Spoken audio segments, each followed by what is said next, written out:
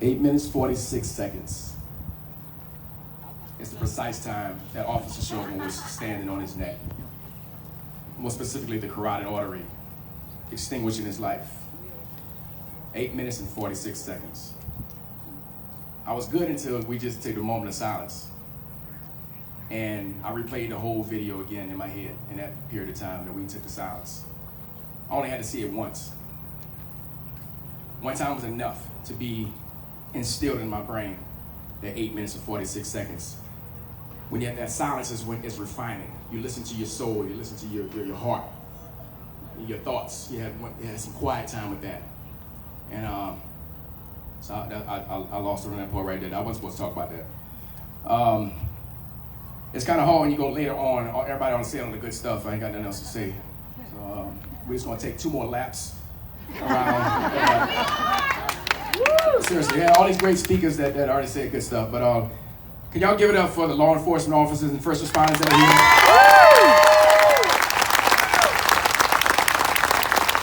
We know we're not Minneapolis.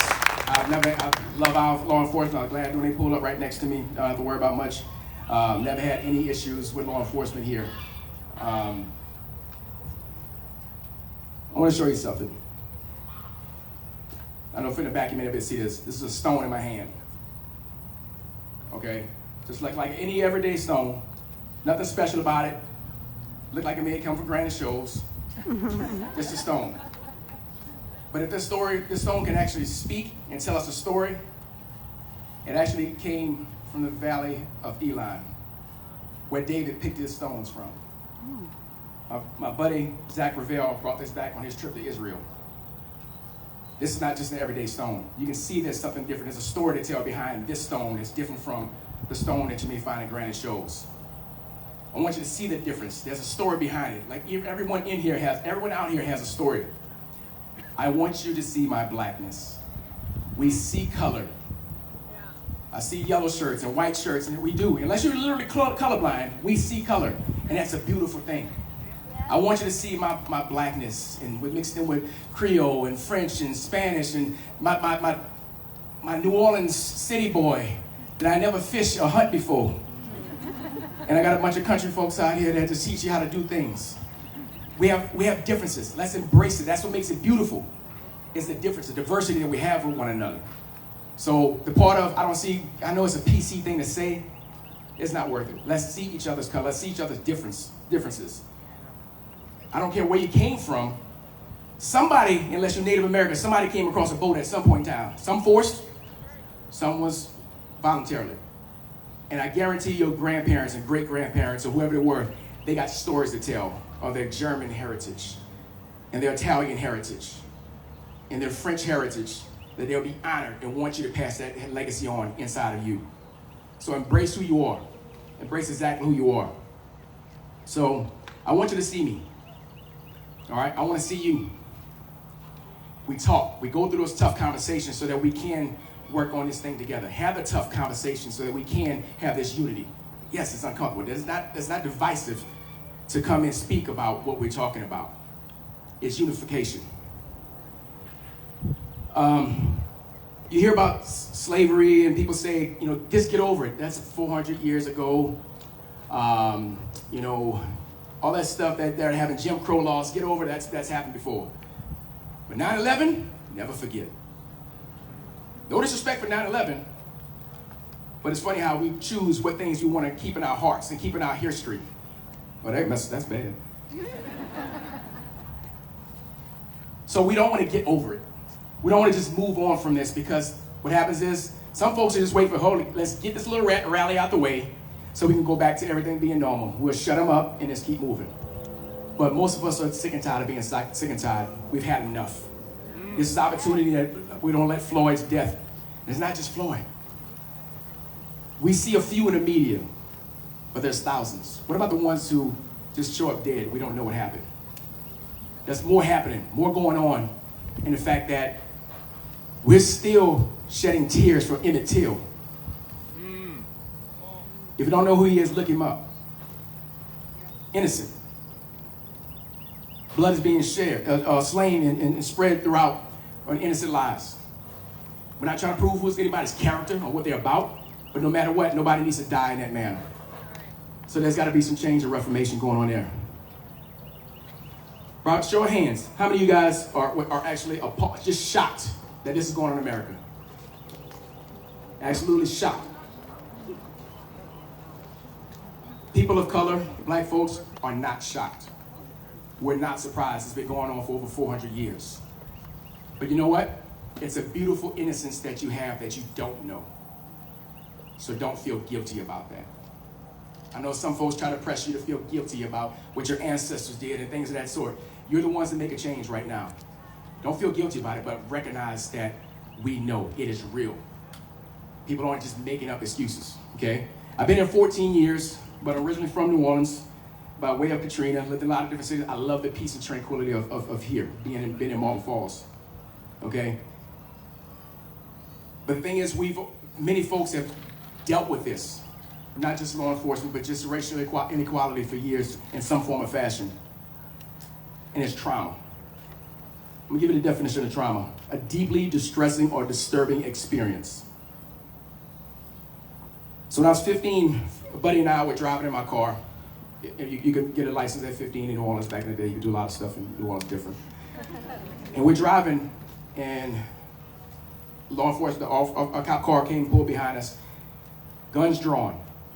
Get out the car, yelling profanities, at gunpoint, threw me and my friend on the hood, messed us up a little bit, and then asked, who has the license? I said, I do, I'm the driver. Turned around, handed me the license, and went back to the car. No apology, guns drawn. I'm 15, having a gun pointed at me. There's trauma behind that.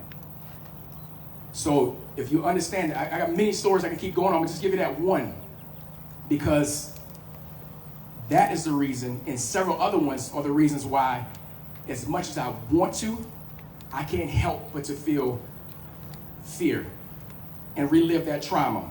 As if some of us just relived that 9 minutes of trauma that we saw. I want to not feel that way, but I can't help it. If I get pulled over. Many faces here, your fear of, I'm gonna have to pay a ticket, and I might be late. That's seriously your worst thought when you get pulled over by an officer. My thought is that I wanna go home. Whatever I need to do to go home. And as much as we explain that to you, or you've heard these stories, it's like me trying to explain to my wife how pregnancy was. I can't explain it. It's an experience I cannot explain. I got the party started. I was there, but I can't explain that experience. So sometimes you just have to take it face for face value, the experience of your friend of color who's telling you about their life. They're telling you about their experience. We say racism is over with. Just 5 years ago, we had a burning cross outside my former predominantly black church. 5 years ago. Almost everybody here was here 5 years ago. A cross burning in front of the church, which was two blocks away from my house. No investigation, no arrest. Just get over it.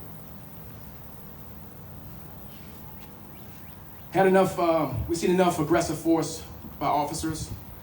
We've seen, I've had lunches and breakfast, a lot of conversation with law enforcement officers locally and out of here. And come to find out how hard it is to get rid of these bad apples. That's difficult.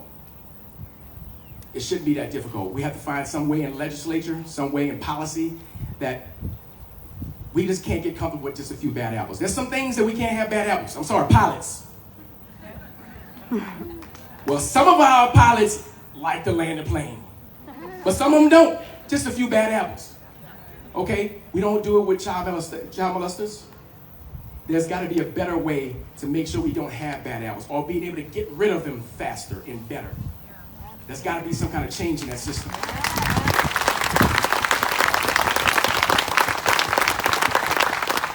I don't know what that looks like, but there's folks that know how to make that happen. Some database, some kind of way that even when a person is a whistleblower to try to get rid of the bad person, that person gets alienated. That's got to stop. That's got to stop. We got But at the same time, let me tell you this. I love law enforcement officers. My sister's 27 years, state trooper of Louisiana State Troopers. Just retired. I can give you a long list of friends and cousins and family members. I know that you guys aren't those guys. We know that there's a difference. But there's always a possibility that somebody can come in our community and be one of those guys. And we want to make sure that doesn't happen. So enough is enough. We do not want to take our foot off of the gas and just let it die down and move on. We've seen enough. We've seen enough of the tragedy. We've seen enough of the trauma. We've seen enough of turning a blind eye to racism. We've seen enough of it. And we need everybody to collectively be a part of that change, just like you are right now. Just because some of your friends are downing you for being here. I know there's semantics. I know there are certain things that don't quite line up. But I appreciate your courage, your bravery for being here today. But you know what we've seen a lot of? Love, curiosity, humility. That's what we're doing today.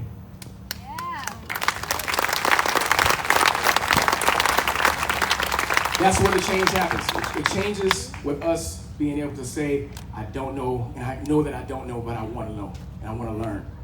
And having those tough conversations.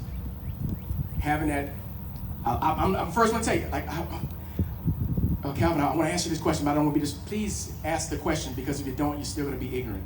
And ignorant is not a bad term, it just means lack of knowledge. We need to be able to express that and be able to be welcoming, to be able to have those conversations along the way. But I'm seeing enough of renewing minds. This is my favorite scripture, Romans 12:2. Be not conformed to this world, but be transformed by the renewing of your mind. Yeah. We all have to have some form. We all have some form of racism in us. Black, white, green, turquoise, whatever. We have something in us that we have to fight against, and recognizing that we need to fight against those things. But also, what applies through this whole thing that's kept me out of a lot of trouble is what the Bible tells us, to be quick to listen, slow to speak, and slow to get angry. That right there could be a template for change. That first part of being slow to speak. Let me be quiet. Amen, thank you. To be slow to speak means I'm going to, and be quick to listen. I'm going to shut my mouth and see what I need to learn. And respect it in my friends to see what I need to learn.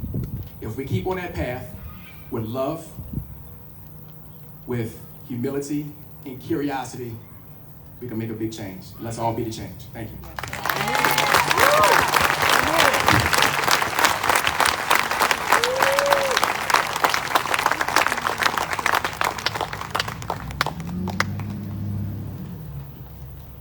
Here we go again with two mics.